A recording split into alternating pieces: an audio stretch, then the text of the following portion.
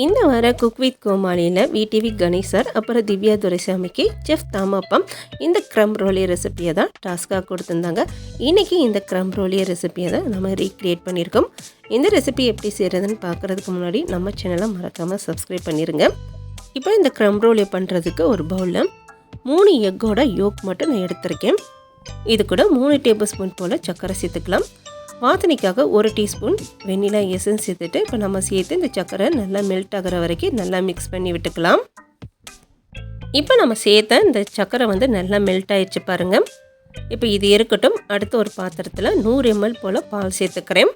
இது கூட 200 ml whipping cream சேர்த்துட்டு இப்போ இது எல்லாத்தையும் நல்லா மிக்ஸ் பண்ணி விட்டுக்கலாம். மிக்ஸ் பண்ணிவிட்டு இதை லைட்டாக நம்ம சூடு மட்டும் பண்ணி எடுத்துக்க போகிறோம். இதை கொதிக்கக்கூடாது, லைட்டாக சூடானால் போதும். இப்போ இது லைட்டாக சூடாகி சைடில் பபுள்ஸ் வர ஆரம்பிச்சிருக்கு பாருங்கள். இந்த ஸ்டேஜில் நம்ம இதை இறக்கிடலாம். இறக்கிட்டு நம்ம ஏற்கனவே ரெடி பண்ணி வச்சுருக்க இந்த எக் யோக்கோட சேர்த்துட்டு நம்ம மிக்ஸ் பண்ணி விட்டுக்கலாம். இது போல் ஒரு 3 to 4 பேட்சஸ் கொஞ்சம் கொஞ்சமாக சேர்த்து நம்ம மிக்ஸ் பண்ணி எடுத்துக்கணும். இப்போ இதை நல்லா மிக்ஸ் பண்ணியாச்சு. அடுத்து ஒரு ஃபில்டரில் இதை ஃபில்டர் பண்ணி எடுத்துக்கலாம். இப்போ இதை நல்லா ஃபில்டர் பண்ணி எடுத்தாச்சு.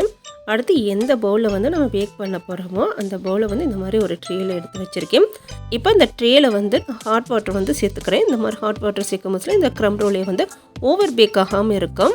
இந்த மாதிரி ஹாட் வாட்டர் சேர்த்துட்டு இதை நம்ம ஓவனில் தான் இன்றைக்கி பேக் பண்ண போகிறோம். ஓவனில் 160 டிகிரிக்கு 10 நிமிஷம் ப்ரீ ஹீட் போட்டுட்டு அதே 160 டிகிரிக்கு 30 to 35 மினிட்ஸ் பேக் பண்ணி எடுத்துக்கலாம். இப்போ இதை நம்ம பேக் பண்ணி எடுத்துகிட்டு வந்தாச்சு. இதை நல்லா கூல் டவுன் பண்ணிவிட்டு ஒரு 2 to 3 மணி நேரம் ஃப்ரிட்ஜில் வச்சு செட் பண்ணி எடுத்துக்கலாம். இப்போ இதை ஃப்ரிட்ஜில் ஒரு 2 மணி நேரம் வச்சு நல்லா செட் பண்ணி எடுத்துகிட்டு வந்திருக்கேன். இப்போ இதுக்கு மேலே கொஞ்சமாக சுகர் சேர்த்துட்டு இதை கேரமலைஸ் பண்ணி எடுத்துக்க போகிறோம். இந்த சுகரை கேரமலைஸ் பண்ணுறதுக்கு கேஸ் ஸ்டார்ச் யூஸ் பண்ணுவாங்க. இன்றைக்கி நம்ம கேஸ் ஸ்டார்ச் யூஸ் பண்ணாமல் ஓவன் யூஸ் பண்ணி இதை கேரமலைஸ் பண்ணி எடுத்துக்க போகிறோம். ஓவனை 200 டிகிரிக்கு டாப் ராட் மட்டும் இந்த மாதிரி ஹீட் பண்ணிவிட்டு நம்ம ஒரு 5 நிமிஷம் வச்சு எடுத்தோன்னா அந்த சுகர் சூப்பராக கேரமலைஸ் ஆகிருக்கும். அவ்வளோதான், நம்மளோட க்ரம் ரோலே சூப்பராக ரெடி ஆயிருச்சு. ரொம்ப சிம்பிளான ஒரு டெசர்ட் தான். கண்டிப்பாக நீங்களும் ஒரு வாட்டி ட்ரை பண்ணி பாருங்கள்.